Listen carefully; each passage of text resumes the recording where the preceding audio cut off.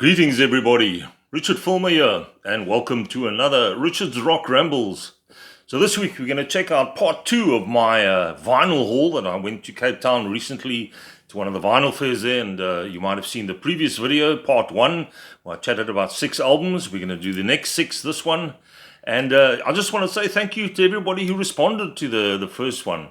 Got some great comments, some folk that I do know that I responded to, and some that are first timers to the channel. Thank you so much. Really appreciate it. That's what makes it worthwhile. You know, you want to get an interaction going. So here's the second 6. And I haven't had a chance to listen to everything here. So there are some that I've listened to and some not. But I'll probably get to the others in a later stage. Will mention them anyway. But the first one I want to chat about is the band Return to Forever from the 70s. In fact, this came out in 76. And this is an incredible album. If you're looking for top-class jazz rock fusion, this is the band to go for. I mean, if you see who's in the band here, Chick Corea, Stanley Clarke, Lenny White on drums, Aldo Meola on guitar is just mind-blowing on you. You know, people like to talk about fast guitarists like Yngwie Malmsteen and Joe Satriani or whatever. This guy wrote the book. I mean, and he plays with such fire and passion. It's not just a speed thing. It's just beautiful. Chick Corea, of course, he recently passed away. He's on all sorts of stuff here: acoustic piano, mini Moogs, Yamaha organs, you name it. He's on it here. Stanley Clarke, alembic bass, instant flanger, piccolo bass, acoustic bass, Lenny White, drums, timpani, congas, timbales, snare drum, and alarm clock. And of course, Aldo Meola, electric guitars, acoustic guitar, and he's brilliant on both electric and acoustic. Soprano guitar, handbells, and slide whistle. So what are the tracks on here? Medieval Overture. This is an instrumental album. I'm not sure if they've ever done vocal. I think they may have. I need to get more of this stuff because this is incredible. And I believe this is one of the better ones to get. Sorceress, which is great. That's written by Lenny White. Medieval Overture is written by Chick Corea. The Romantic Warrior, the title track, which with some mind-blowing guitar work from Aldo Meola. Side 2, Majestic Dance, The Magician, and Duel of the Jester and the Tyrant, Part 1 and Part 2. That's written by Chick Corea. Produced by Chick Corea as well. And there's the guys at the back. That's Aldo Meola. There's Lenny White. That's Chick Corea. And there's Stanley Clarke, one of my favorite bassists. I have got 2 records by Stanley Clarke. And this is my first Return to Forever, but I'll definitely be getting others. This is top-class musicianship. And it's headphone music. Fantastic stuff.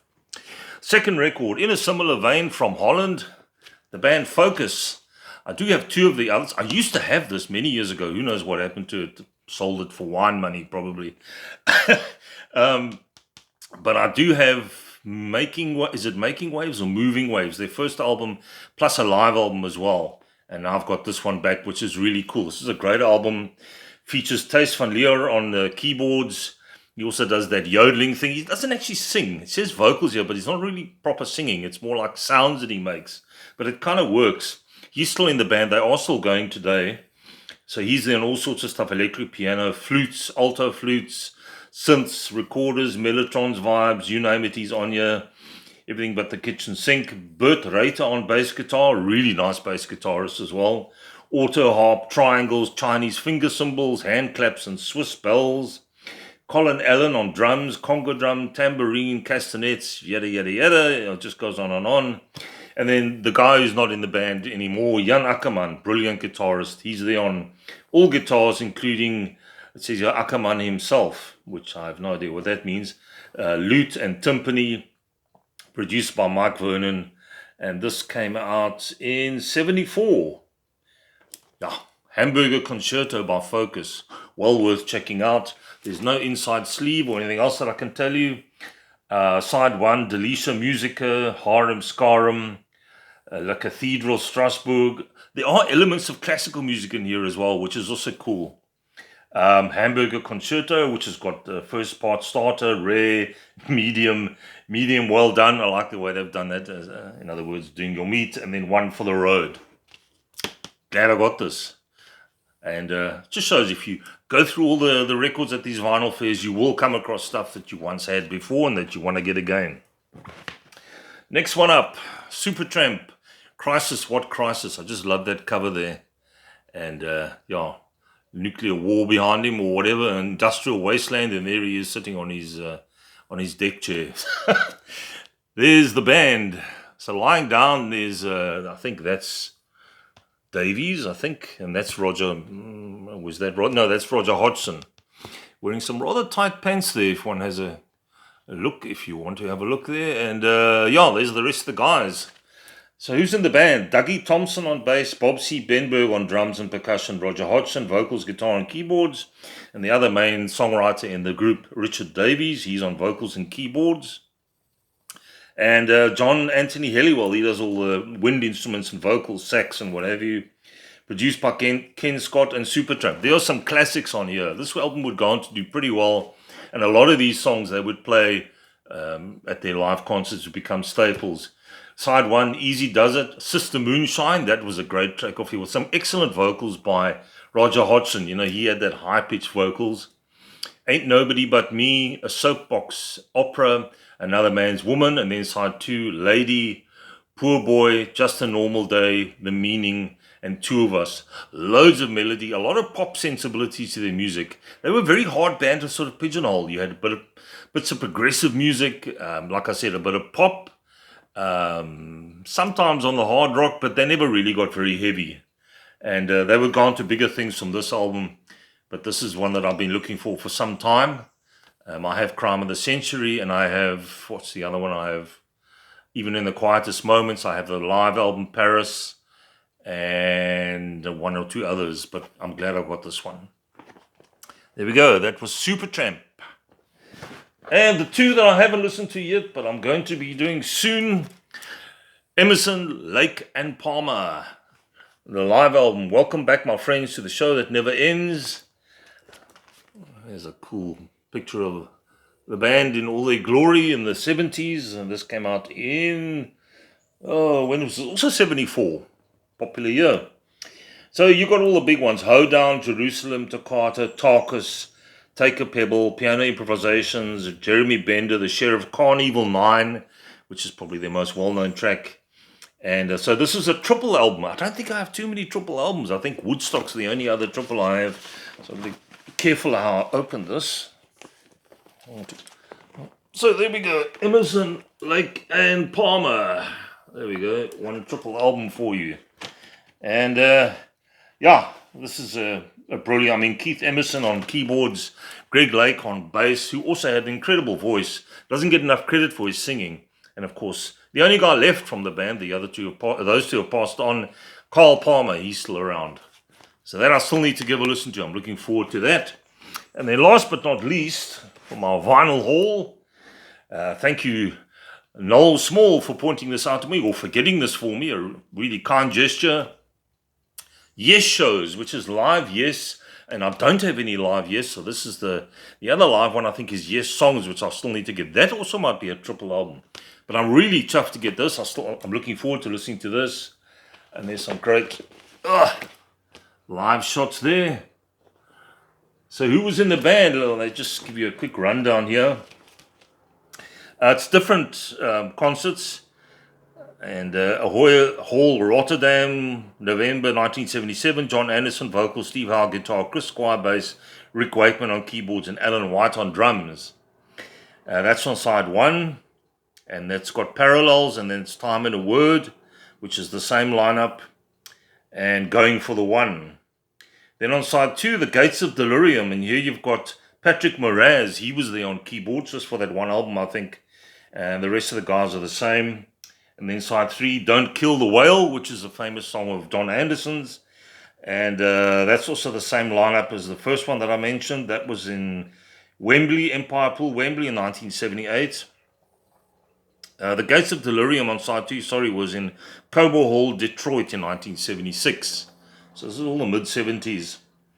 And then side 4 is also Cobo Hall, and that's Patrick Moraz again. And yeah, Don't Kill the Whale, Time in a Word, recorded on Mobile One. Cover design, of course, by Roger Dean, who did a lot of the Yes albums. Classic artist. And so yeah, there's some great tracks in here. Time in a Word, Going for the One, which is a album that I do have on vinyl. The Gates of Delirium, got to say that very carefully. And like I mentioned, Don't Kill the Whale and Ritual and Wondrous Stories. Also a really cool track. And there's another bit of artwork for you at the back. So there we go, folks. My part 2 of my vinyl haul. Hopefully within the not too distant future, I'll be going back to another vinyl fair. Like I said, you find something. You always do. And, if you're a collector, it never ends. Well, it ends when the wife says there's no more space. But even then, we'll make a plan. She's been saying to me, we only have so many shelves in the house. We don't stay in a big place. Which is true, but, what else am I going to do? I don't do drugs. I don't sit in a pub. I collect music. Anyway, we shall see what I'll find next time. I'll be going into, I think what I'm going to be doing is jumping into bands that I enjoy and perhaps some albums that I haven't mentioned before in the next couple of videos. We shall see what comes up. Please, guys, if you haven't yet, down below, hit the subscribe button and give me a thumbs up. Any comments, like I mentioned, really welcome. I enjoy interacting with you guys. That's half the fun. Take it easy. Have a great week. And I'll catch you soon. Bye-bye.